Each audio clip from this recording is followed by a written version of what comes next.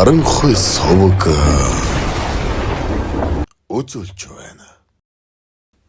За түр байзаараа бичлэг эхлэхийн өмнө нэг зүйл хүсье.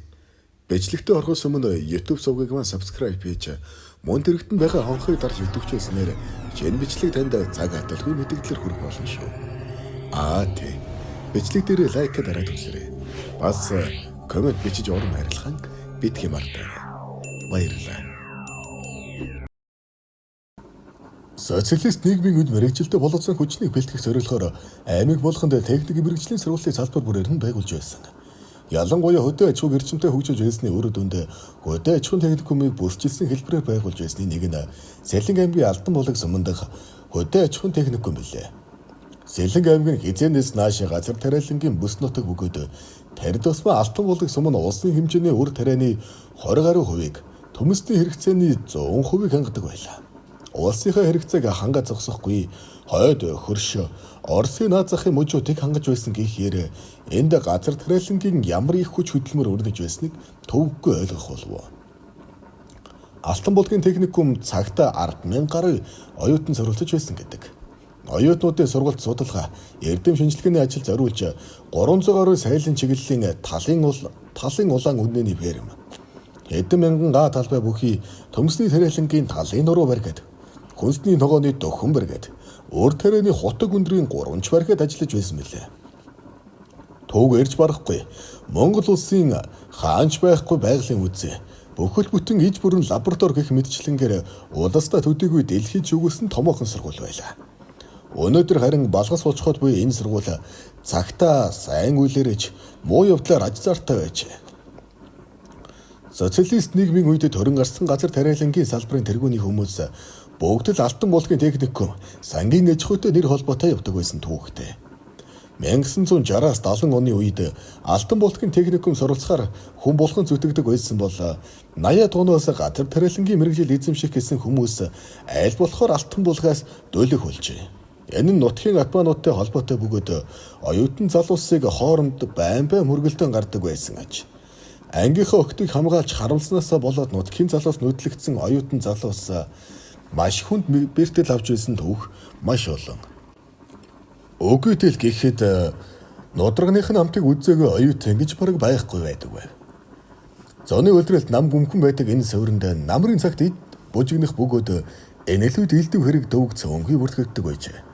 Хамгийн аимшигтай хэрэг нь нутгийн залуус болох оргил, түмэ, батагийн 3 залуугийн хэрэг бөгөөд тэд ямар ч шалтгаангүйгээр оюутан залуусыг зодож танхаардаг байв. Уг нь оюутны байранд гадны хүн оруулахыг хороотой. Бүр холоос ирсэн ах дүүсийг нь хүртэл дотор байранд уулзахыг хориглож гадуурхий тоног хамт байлгадаг байсан юм. Гэвч нутгийн танхаа залуусаас айсан дотор байрны жижигрүүд тэдний дуртай үед нь оролдог байснаас болж аимшигт хэрэг төвөг үйлдэх нөхцөлийг бүрдүүлжээ.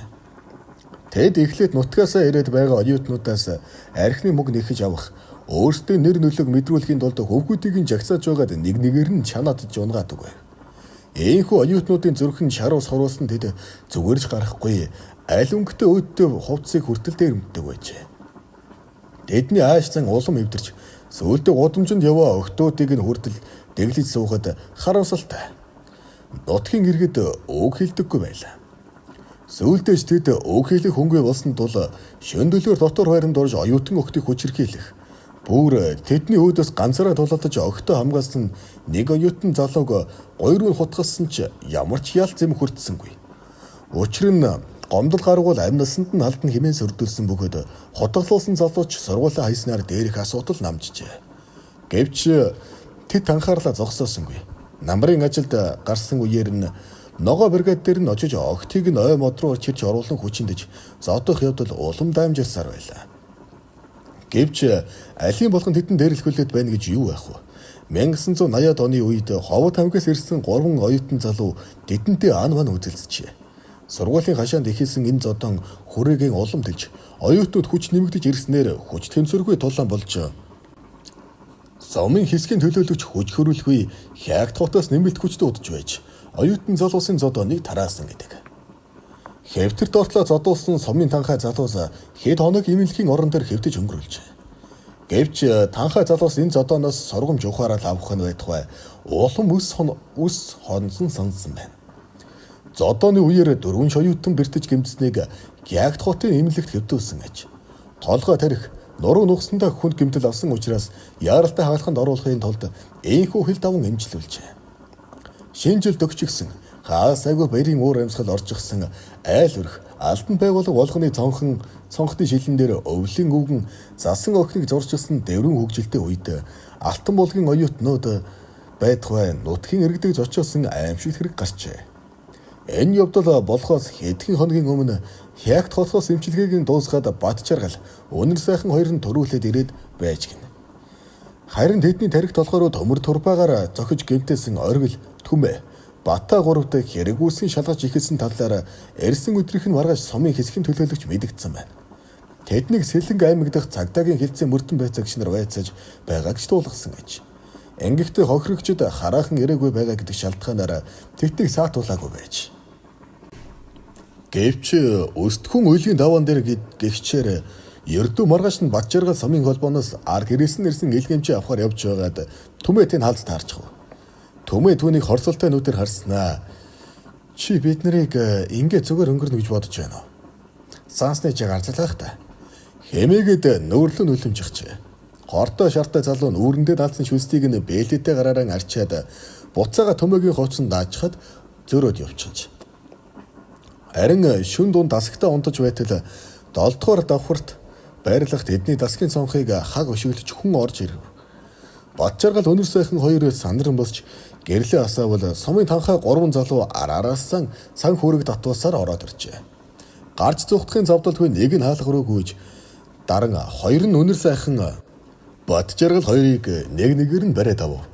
Нойрмоглож байгаад удаан хөдөлсөндөө өөрсдөө бачимдсан тэднийг тамлах ажиллагаагаа дорн эхлүүлв. Тэдний гар хөлийг орныхан хөл толгоонд хүлээд тамлаж их. Оргил эндүү халааж байгаад өнөр сайхны цээжин дээр тавьж орхив. Шаардсан бахны өнөр өрөөгөр хан хийж оюутан залуу өвдгийн ирэхээр оройтсон ч тусламж оройтсон байв. Тэд өнөр сайхны цээжийг улаан цолго голтол нь эндүүдэж арьсыг нь амьдаар нь зумлаж хайчхаад баг тав нь хансангүй. Батжаргалын цээжийг эндүүдэх гэхээр өнөр сайхны арьс эндүүний ууланд наалдаад шоржигнэж шатаад байсан тул өс дайсан түмэ төрөөнөөсөө хутаг гаргаж ирээд таван хушуу цусыг нь гожуулан сэлж орхижээ. Амьдаараа тамлуулсан хоёр залуу байдгаараа орож хашгирсаар дотор байрныхан тэр чигээрэн сэрж юу болоод байгааг мэдээд өрөөндөө бүгж өглөөтэй зоолгожээ. Танхаа залуус шөндөө алтан булгаас гарч зогцсон боловч өглөө хэсгийн төлөөлөгчийг ирэхэд өнөр сайхан төлөвлөлтийн улмаас гүн шоконд орчихсон. Батжаргал ихээхэн хэмжээний цус алдснаас болж ухаан алдсан байдалтай огтжээ. Тэднийг эмнэлэгт яаралтай хэвдүүлсэн ч амийг нь аварч чадаагүй юм. Харин садис залуусыг эрен сурвалжилж 7 хоногийн дараа дарахнаас баривчилж цаазан ял оноож цаазан ялыг